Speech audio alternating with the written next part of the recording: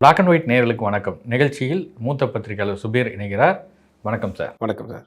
Sir, இந்த பாரதி ராஜா ராதிகா சந்தித்த video அண்மையில் வந்திருந்தது.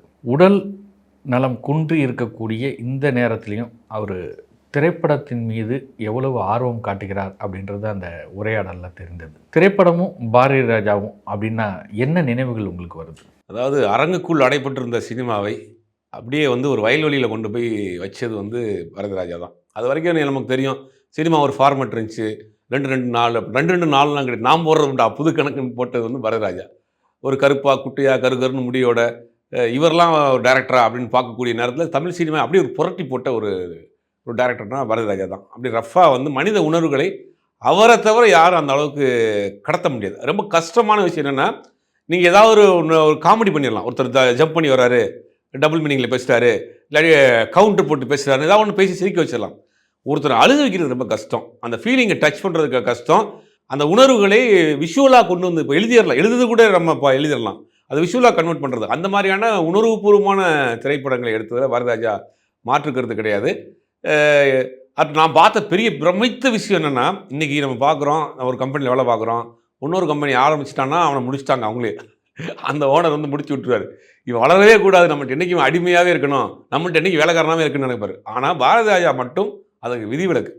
தன்கிட்ட அசிஸ்டன்ட் டைரக்டராக பக்கத்தில் பேடை பிடிச்சி நின்றுட்டு இருந்தவனை, நாளே நீ தான் ஹீரோ, அவனுக்கு மேக்கப் போட்டு அழகு பார்த்து உயரமாக கட் அவுட் வச்சு அது மாதிரி கதாநாயகனாக அழகு பார்த்ததில் பாரதிராஜா இது. அதே மாதிரி பாராட்டுறது, இந்த விஷயத்தை நம்ம சொல்லியே ஆகணும். லாஸ்ட்டாக அவருக்கு ஆக்டிவாக இருக்கிற வரைக்கும் ஒரு படம் பார்க்குறாரு சார், ஒரு புது பையன் டைரக்ட் பண்ணியிருக்கான், அவனை கூப்பிட்டு அவனை பாராட்டி மேடையில் அவன்கிட்ட நான் கற்றுக்கிற வேண்டிய நிறையா இருக்குது, நான் அவனை காலில் விழுணும் அப்படின்றார். அந்த மாதிரி பாராட்டுற குணம். தான் சார்ந்த தொழிலில் ஒருத்தன் ஒரு சின்ன பையன் போட்டியாளராக வர்றான், அப்போ என்ன நினைப்பாங்க? அவங்க எதிராக தான் பார்ப்பாங்க. இவரை அவனை பாராட்டி பொது இடங்களில் கொண்டாடுறது. போட்டியாளராக பார்க்கறத விட ஒரு சின்ன பசங்க நான் எவ்வளோ பெரிய ஆள் அப்படின்ற அந்த ஒரு தன்மை தானே எல்லா ஃபீல்டுலையுமே மேலோங்கி நிற்கும். ஆமாம், எல்லா தொழிலையுமே இருக்கும். நீங்கள் உதாரணத்துக்கு எடுத்தீங்கன்னா பரியரும் பெருமாள் பார்த்து ஒரு பாராட்டு விழா நடக்குது. பாரதிராஜா பேசுகிறாரு, கிளைமேக்ஸ் காட்சி வச்சுருக்காங்க, 2 டீ கிளாஸ் கடையில் ஒரு பூவை பார்த்துட்டு இவன்கிட்ட கற்றுக்கிற வேண்டியது நிறையா இருக்குது, நான் இப்போ அவன் காலில் விழுகணும் போல அப்படின்ற மாதிரி அப்படி புலங்காய்த்து பேசுகிறார். அப்போ ஒரு சின்ன பையன், 50 வருஷம் நான் சினிமாவில் இருக்கிறேன், நான் செய்யாத விஷயத்தை, நான் ரசித்த விஷயத்தை அவன் பண்ணிவிட்டான்ல, அவனை பாராட்டணும் அப்படின்னு பாராட்டுற குணம். தன் உதவியாளரை கூட இருக்கிறவங்கள அந்த கையை மேலே தூக்கி விடுற இடம். சித்ராலட்சுமன் பொறுத்தலாம் அவர்கிட்ட பிஆர்ஓவாக இருந்தார், உதவி இயக்குனராக இருக்கார், அவர் ப்ரொடியூசர் ஆகிறார், மண்வாசனை படத்தில் ப்ரொடியூசர் ஆகிறார். கடலோர கவிதைகள் டாக்டர் நடேசன் ஒருத்தவர் இன்றைக்கி பாரதிராஜா ஹாஸ்பிட்டல்னு வச்சுருக்காங்க. நிறைய பேருக்கு பாரதிராஜா ஹாஸ்பிட்டல் பாரதிராஜா குழு நினச்சிட்டு இருக்கிறாங்க. அதுக்கு பின்னாடி நல்ல ஒரு கதை என்னென்னா, இவர் தன் ஊரில் அலிநகரத்தில் இருக்கிறப்ப இவர் ஹெல்த் இன்ஸ்பெக்டராக இருக்கார். அப்போ என்ன பண்ணுறாருன்னா, அந்த பகுதியில் ஒரு சின்ன கிளினிக் வச்சுருந்தவர் தான் அந்த நடேசன், எங்கள் அந்த ஊரில் தேனி மாவட்டத்துக்குள்ளே.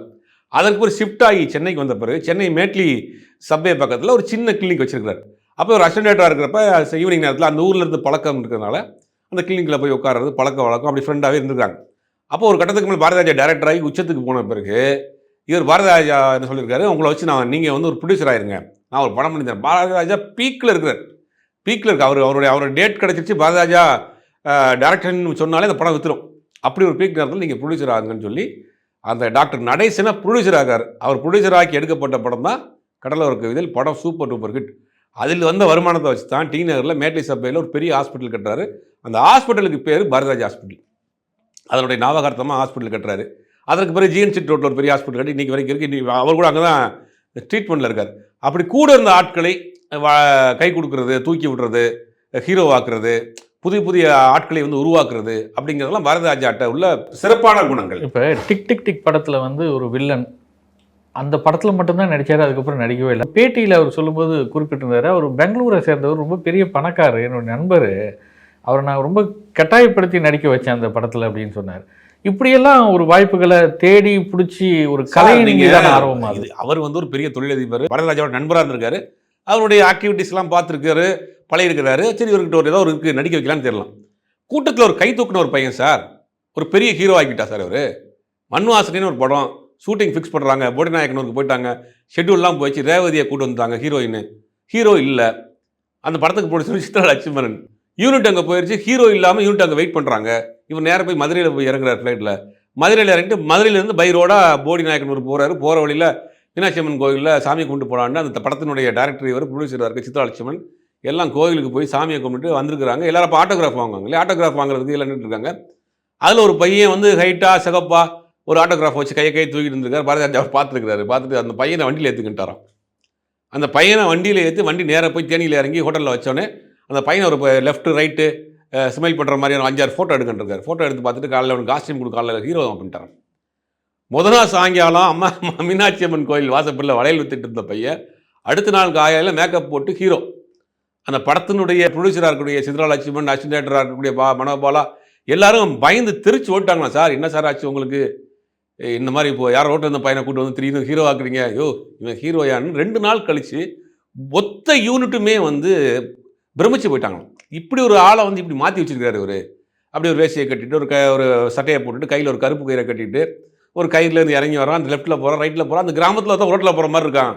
அப்படி லைவாக காமிச்சிட்டாரு பாரதிராஜா. அப்படிங்கிறது அதுதான் கலைஞன் அர்த்தம். ஒரு சாதாரண மனிதன் பார்க்குற பார்வைக்கும் ஒரு கலைஞன் பார்க்குற பார்வைக்கும் வித்தியாசம் இருக்கும். அவன்கிட்ட ஏதோ ஒன்று இருக்குது. அதை விட இன்னொரு கூடுதல் சிறப்பு என்னென்னா, பாரதிராஜா அவர்களுடைய படங்களில் பார்த்தீங்கன்னா சின்ன சின்ன கேரக்டர் பண்ணியிருப்பாங்க. அதான் அந்த ஊரில் இருக்கக்கூடிய மக்கள், அவங்களுக்கு சினிமா என்னன்னு தெரியாது, நடிப்புன்னு என்னன்னு தெரியாது. முந்தியெல்லாம் ஃபிலிமில் பண்ணுறது ஒரு ஷாட்டு எடுத்து முடிச்சுட்டு அப்படியே ஃப்ரீஸ் பண்ணணும். ஏன்னா கட் பண்ணுறதுக்கு லேக் வராமல் இருக்கிறது. அதெல்லாம் பார்த்தீங்கன்னா கரெக்டாக பண்ண முடியாது. பேசிட்டு இருப்பாங்க, பின்னாடி இருக்க ஒருத்தர் திரும்பி பார்த்துருவார். இப்போ ஒரு டைலாக் பேசுகிறாங்க, பின்னாடி இருக்க அட்மாஸ்பியர் ஆர்டிஸ்ட் வந்து திரும்பி பார்த்துட்டாங்கன்னா சீனை திருப்பி எடுக்கணும். அதெல்லாம் கொண்டு வந்து அங்கே இருக்கக்கூடிய கிராமத்தில் இருக்கக்கூடிய அந்த வெள்ளதியான மனிதர்களை கொண்டு வந்து அவர்களை நடிகர்கள் ஆக்கி, அப்படி நடிகர்களாக நீங்கள் நிறைய பேர் இருக்கிறாங்க. சினிமாவில் வேடிக்கை பார்க்க போனவர்கள், அவர் டிவி சீரியல் இருக்கிற வேடிக்கை பார்க்க போனவர்கள் நீங்கள் நிறைய டிவி சீரியலில் பெரிய நடிகர்கள் இருக்காங்க. அது பெரிய லிஸ்டே இருக்கு அவர்கிட்ட. அப்போ ஒரு முழு பக்காவான ஒரு கலைஞராக ஒரு சாமானியனை கூட நல்லா நடிக்க வைக்க முடியும். ஒரு கல்லை கொடுத்தா நான் வந்து அதை சிலையாக்க முடியும் அப்படின்னு சொன்னது பாரதிராஜா. அப்புறம் அங்கே கிராமத்து உறவுகள், கிராமத்தில் இருக்க உணர்வுகளை வந்து அப்படியே லைவாக கொண்டு வந்து காமிச்சோமா. அதுக்கு நம்ம முதல் மரியாதை ஒன்று போதும். முதல் மரியாதையில் ராதா வந்து அந்த அந்த போட்டிலேருந்து இறங்கி கீழே காலை வைப்பாங்க. அவர் உயிர் துடிச்சிட்டு இருக்கும். அந்த உயிர் துடிப்பை வந்து விஷுவலாக காட்டுறது ரொம்ப கஷ்டம்.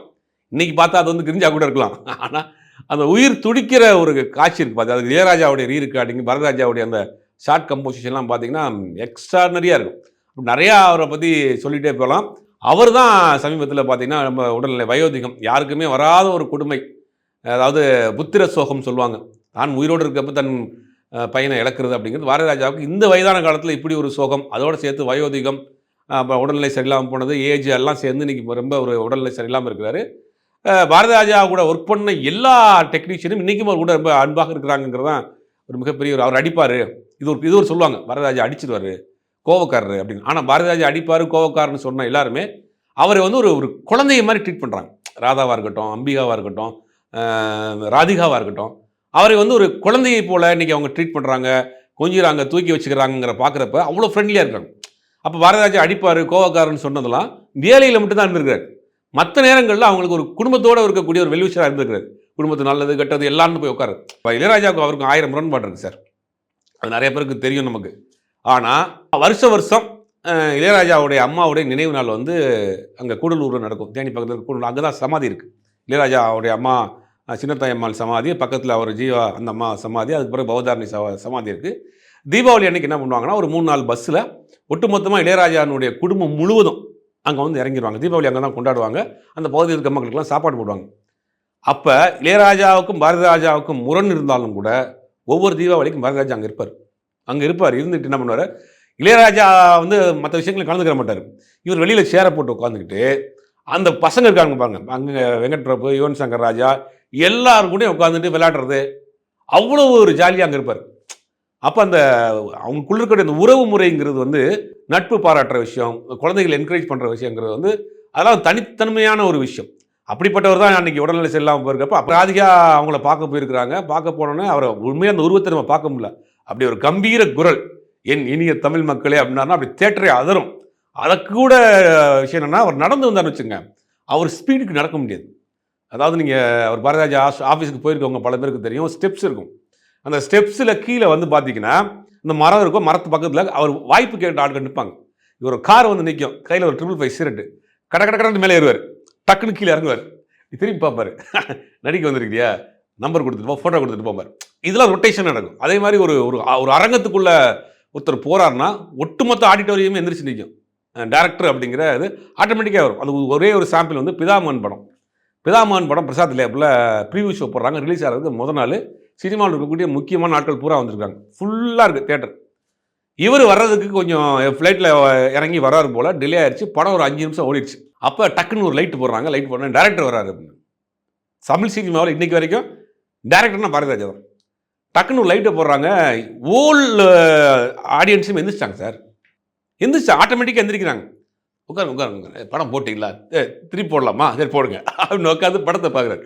படத்தை பார்த்துட்டு பாலாவை அப்படி கட்டி தழுவி தழுவி கொண்டாடி என்ன படம் பண்ணிட்டுங்க, என்ன அப்படி என்னால் பண்ண முடியலையே அப்படின்னு. அதாவது அது பாராட்டுறது இருக்குது பார்த்தீங்களா, தன்னை சிறுமைப்படுத்தி தன்னை தாழ்த்திக்கிட்டு அடுத்தவங்களை பாராட்டுறதுலாம் மிகப்பெரிய ஒரு விஷயம். இந்த வயதுலேயும் உடல்நிலை முடியாமல் இருக்கிறாரு, புத்திர சோகம் வந்து என்ன சொல்கிறது, ரொம்ப ஒரு ஹெல்த் அன்கண்டிஷனில் இருக்கக்கூடிய ஒரு நிலைமையில் ராதிகா பார்க்க போயிருக்காங்க. ராதிகா பார்க்க போனது ராதிகாட்ட சொல்கிறார், உன் தாய் கிளவி பார்த்தேன், உனக்கு நேஷனல் அவார்டு கிடைக்குங்கிறார். ஒரு எந்த அளவுக்கு ஒரு கலை தாகம், கலை வெறின்றாங்கல்ல, இந்த வயசில் படம் பார்க்குறாரு.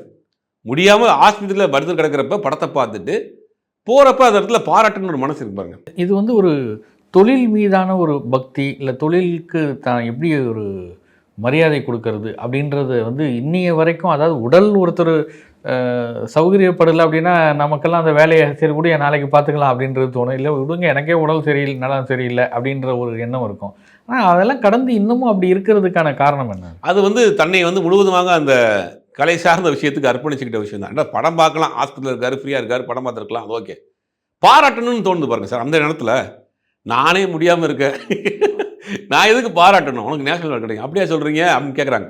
அப்படியா சார் சொல்கிறீங்க, அப்படியா படம் பார்த்தீங்களா, அவங்களுக்கு பிடிச்சிருக்கான்னா, சரியாக கண் பார்வை அவருக்கு தெரியல, காது சரியாக கேட்க முடியல, உடல் ரொம்ப மெலிஞ்சு போயிருக்காரு, உனக்கு நேஷனல் அவார்டு கிடைக்கும். அது தானால் உருவாக்கப்பட்ட ஒரு ப்ராடக்ட்டு ஒரு பெரிய உச்சத்தை பண்ணியிருக்கு, அதுக்கு ஒரு அங்கீகாரம் கிடைக்கணும்னு ஒரு பாராட்டு இருப்பாருங்க. அதெல்லாம் உண்மையிலேயே ஒரு நெகிழ்ச்சியான விஷயமா இருந்துச்சு. ஒரு கிட்டத்தட்ட ஒரு 40 வருஷமாக ஒரு டைரக்டருக்கும் நடிகருக்கும் உறவை தாண்டி ஒரு குடும்ப ரீதியான உறவு, இன்றைக்கும் நான் உருவாக்கின ஒரு ப்ராடக்ட் வந்து நல்லா வரணும், ஒரு பெரிய உச்சத்துக்கு போகணும்னு நினைக்கிற ஒரு எண்ணம் இருக்குது பாருங்கள். உண்மையிலேயே ஆச்சரியப்பட வேண்டிய விஷயம் இருக்குது. பலரும் அதை கற்றுக்கிற வேண்டிய விஷயம். நீங்கள் எந்த தொழில் வேணா இருங்க, திரைப்படத்துறையில் இருக்கவங்க குறிப்பாக அது அவர் இன்னைக்கு வந்து ஒரு தீவு மாதிரி ஆயிடுச்சு சார். இன்னைக்கு சினிமாங்கிறது தனித்தனி தீவுகள் ஆயிடுச்சு. டிஸ்கஷனுங்கிற கலாச்சாரம் இல்லை, ஒருத்தர் கன்சல்ட் பண்ணிக்கிறது, ஒருத்தரை பாராட்டுறது இல்லை. இதே பண்பு பாலச்சந்திரையும் இருக்குது. பாலச்சந்திரன் ஒரு படத்தை பார்த்து ஆரம்பிச்சுங்க, உடனே ஒரு லெட்டர் எழுதுவார்.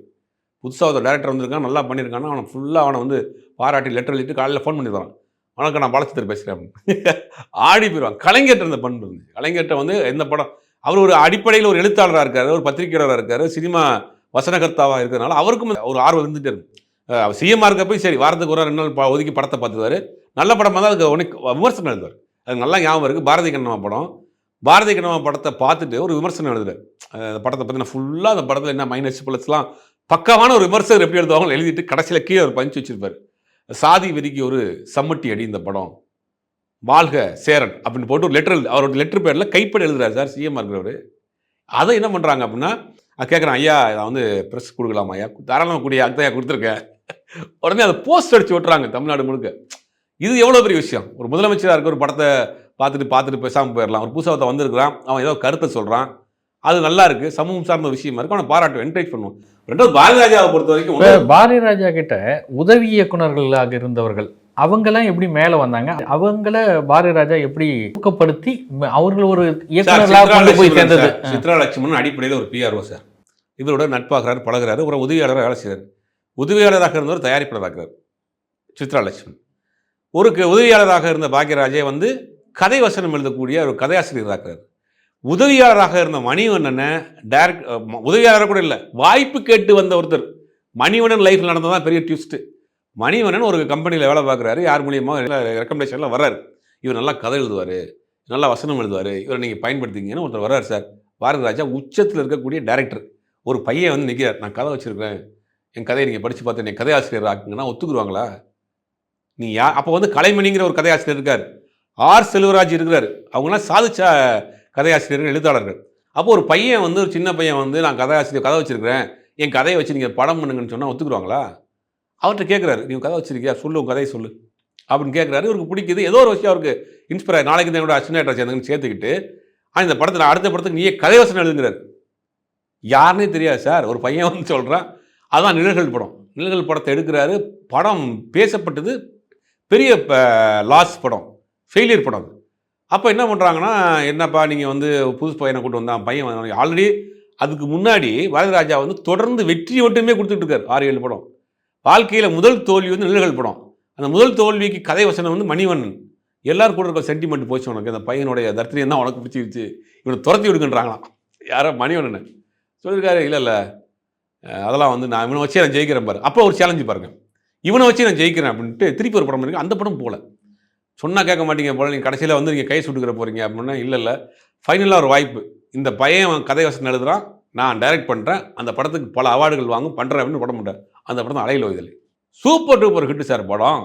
அந்த படத்தில் கிளைமேக்ஸ் காட்சி வந்து இந்த பூணூலையும் சிலுவையும் அறுத்து எழுதிற மாதிரி ஃப்ரீஸ் பண்ணியிருப்பார்.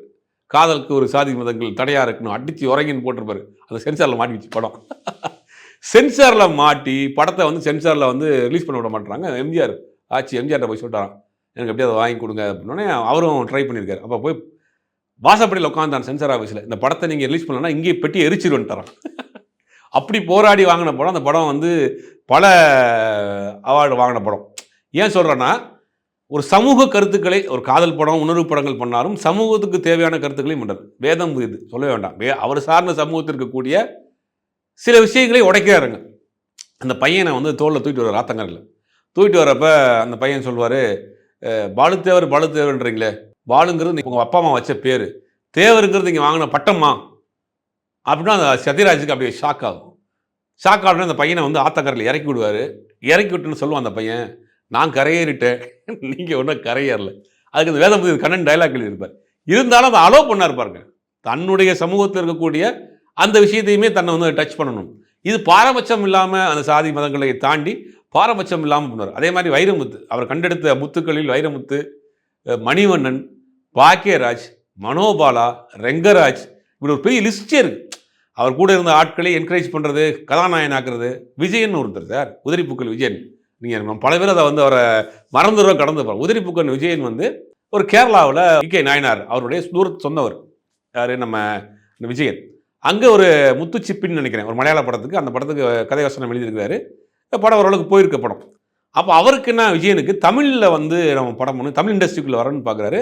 இப்போ நிவாஸ்னு அவருடைய கேமராமேன், யார், பாரதிராஜாவுடைய கேமராமேன் நிவாஸ்.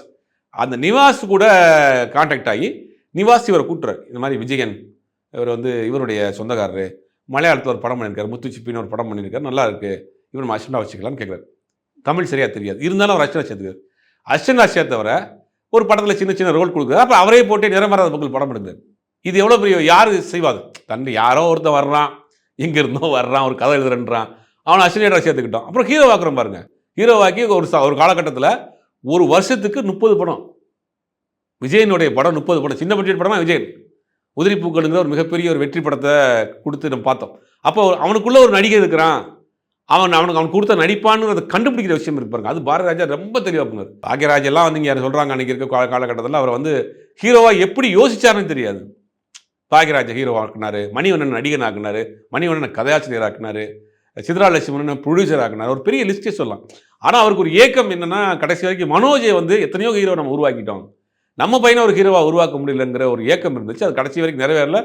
பையனுடைய மறைவு வந்து அவர் ஒட்டுமொத்தமாக அவரை வந்து சிதைச்சிருச்சு. அப்புறம் முடியாமல் இருக்கிறாரு.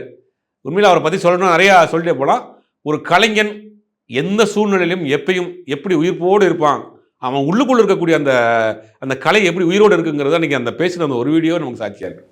நன்றி.